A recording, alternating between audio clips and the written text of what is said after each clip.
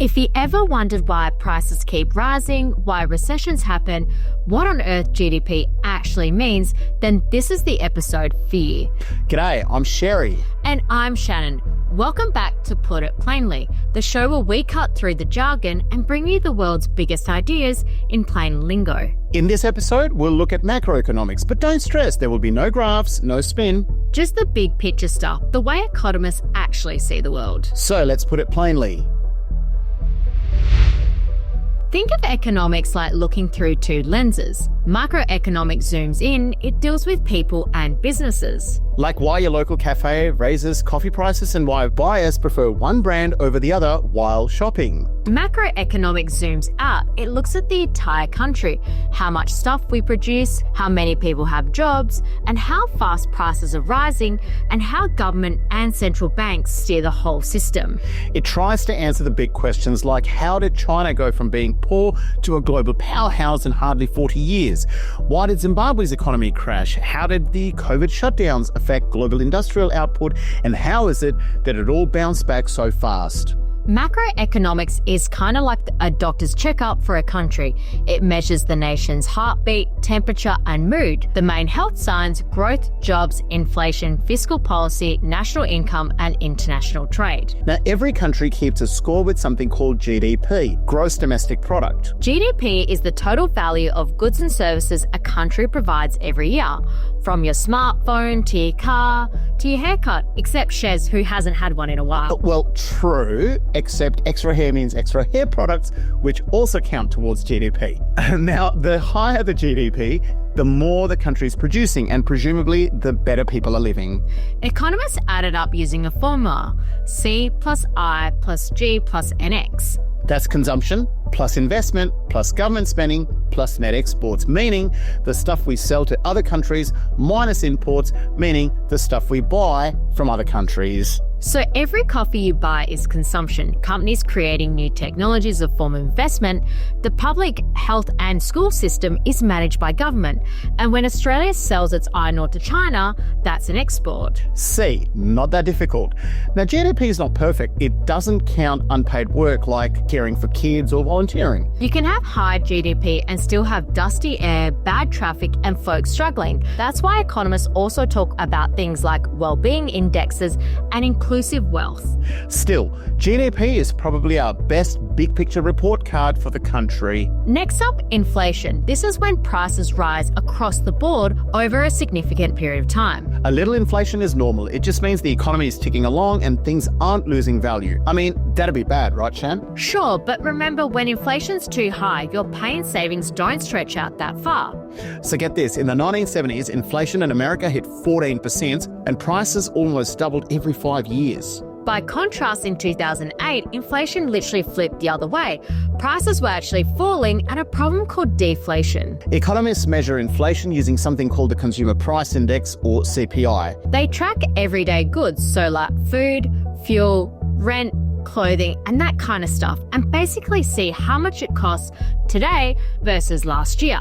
So if the basket goes from, say, $100 to 103, that's 3% inflation. It might sound small, but over time, that 3% really adds up. It's why your grandparents could buy a house for what we now pay for a car. Crazy, hey? Yep. That's also why central banks, like the Reserve Bank of Australia, try to keep inflation steady, usually around 2 to 3%. Another big one is unemployment, basically how many people who want a job but can't get one. A healthy economy always has some unemployment. Folks move cities, switch careers, or finish uni and take a while to land work. But during recessions, that number can often explode. So during the COVID lockdowns, the US unemployment rate shot from 3.5% to almost 15% in just 2 months. Here in Australia, hundreds of thousands lost jobs overnight. When folks don't earn, they naturally spend less. Shops sell less, businesses start cutting staff. It's like a domino effect. Economists watch unemployment closely because, to put it plainly, it just shows whether the economy is running hot or cold and helps us understand how it impacts people's lives. Okay, now here's a common question. If money fixes problems, why don't we just print more? Well, because too much money chasing too few goods leads to, yes, you guessed it right, inflation. Prices go up and savings start to run low. Central banks like the RBA or the US Fed control how much money actually flows through the system. They use something called the interest rate, basically the price of borrowing money. Low interest rates make it cheaper to borrow, good for spending, investing, and buying homes. High interest rates make borrowing expensive, which slows down spending to cool off inflation. It's kind of like readjusting your aircon. Too hot, you crank it down. Too cold, you warm it back up. But get it wrong, you either freeze the economy or end up overheating it. Bear in mind, economies don't grow in straight lines. They go up and down. Economists call this the business cycle. Now, some see this as the natural rhythm of booms and busts. Others argue that booms are often motivated by unnatural expansions in credit or by government intervention into specific sectors. Complexities aside, during a boom, everyone's spending, hiring and investing. Then something changes, like the oil prices go up or housing bubbles burst or a pandemic hits. Production drops, jobs are lost, GDP starts to fall. Now that's a recession. Eventually, as things stabilise and growth picks up again, that's called a recovery. So the 2008 global financial crisis, or GFC, started with collateral debt obligations, CDOs, losing value due to homeowners defaulting on their loans in the US, and this spiralling worldwide. Banks failed, jobs vanished, and governments had to step in.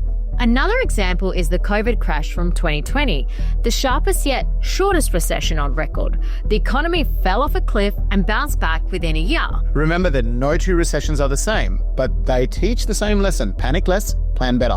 When the economy tanks, governments and central banks have two big levers: fiscal policy and monetary policy. Fiscal policy is about government budgets, changing tax and spending to boost or cool off the economy. Monetary policy is what the central bank does, changing interest rates or printing more money. If things slow down, you cut taxes, spend more, and lower rates to get folks spending more. If things run too hot, you go raise interest rates or trim spending to stop inflation.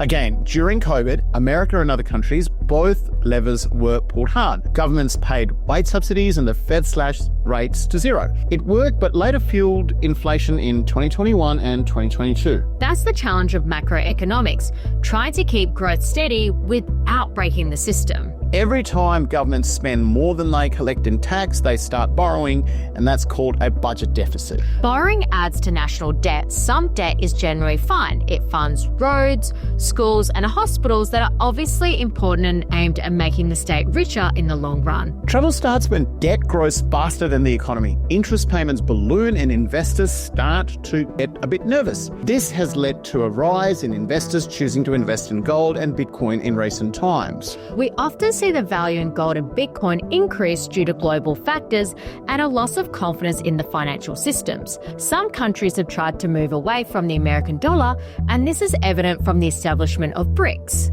Fiscal control and managing government expenditure is important for all nations to be exercising, because without it, political and economic institutions fall apart. The lesson? Borrow to invest, not to binge. Now, looking back, the Great Depression of 1929 was like the motherlode of all recessions. Unemployment hit 25%, banks collapsed, and global trade pretty much froze. Back then, governments arguably made it worse by trying to balance the budget and to cut spending. Then came this dude, John Maynard Keynes, the British economist who said governments should spend more during downturns to get folks working again.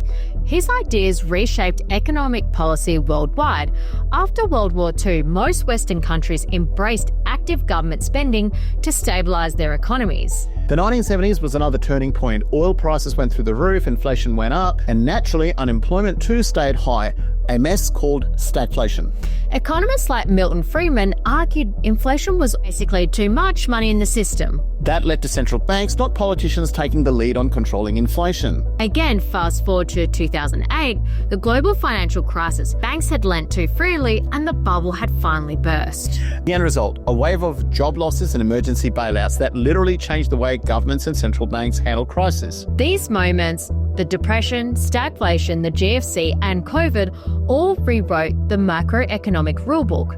After all, no country's an island. Every economy connects through trade and money flows. Exchange rates decide how much one currency is worth in another. If the Aussie dollar is strong, imports get cheaper, but exports start to struggle. Before 1971, most countries tied their currencies to gold or the US dollar. When that system collapsed, currencies began to float, rising and falling with market forces. That's why the Australian dollar can buy 70 US cents one year and 65 the next, depending on trade, interest rates, and global confidence. The stronger the economy, the stronger its currency. But if investors lose trust, like in Argentina or Turkey, the currency can crash overnight. There's one more challenge economists are wrestling with, which is inequality. GDP might be rising, but the benefits aren't shared evenly. In many Western countries, the gap between the rich and the rest has widened.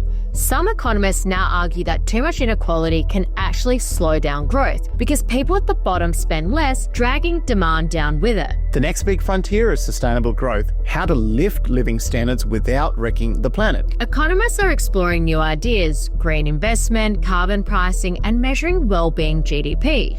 But the fundamentals still matter: education, innovation, and good governance. We might think macroeconomics is for politicians and bankers, but guess what? It impacts our everyday life. Interest rates control our mortgage repayments. Inflation affects our grocery bill. GDP growth shapes our job prospects. When governments get it right, we feel it. Stable prices, good jobs, strong growth. When they get it wrong, inflation, recessions, debt crises, we all feel the pinch. So next time you see headlines about rate hikes or the federal budget, you'll know what's actually going on. Economics isn't about money, it's about people and how we work together to create and share the stuff that keeps life ticking along. And when we put it plainly, macroeconomics is no longer a mystery.